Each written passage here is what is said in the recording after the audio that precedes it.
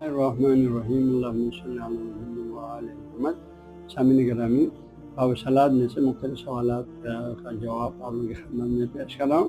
اس سلسلے میں سوال نمبر 9 یہ ہوا ہے، فرماتے ہیں جمعہ کے دن نماز کے بعد یا جمعہ کی نماز کے بعد جو ہے ہم لوگ کہیں ہمارے مساجد خانقاہوں میں کہیں ذکر اور کہیں مرثیہ پڑھتے ہیں، ایسا کرنے کی وجہ کیا ہے؟ یعنی ہر جگہ ایک چیز ہونا چاہیے تھا، کہیں ذکر کہیں مرثیہ، اس کی وجہ کیا ہے؟ تو اس سلسلے میں جو ہے مختصر جواب یہ ہے کہ ہمارے سلسلہ ذات کے پیرانی طریقت کے نزدیک جو ہے یہ دونوں عمل عبادت اور باعث ثواب اور اجر ہے۔ مرثیہ پڑھنا بھی باعث ثواب اجر ہے اور ذکر بھی باعث ثواب اجر ہے، لہٰذا ان دونوں میں سے جو عمل بھی کریں گے درست ہے، درست ہے، علاقے میں جو بھی رسم رائج ہے وہی کرتے رہیں، وہی درست ہے، ان کو ثواب ملے گا۔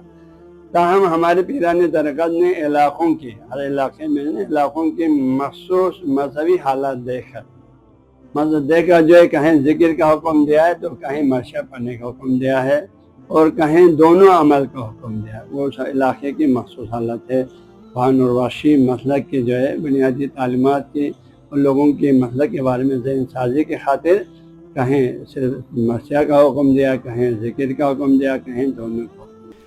نیٹ بخشیہ 365 کو ڈاؤن لوڈ کرنے کے لیے گوگل پلے اسٹور پر جا کر نیٹ بخشیہ 365 لکھیں، بالکل مفت اور فری دستیاب ہے۔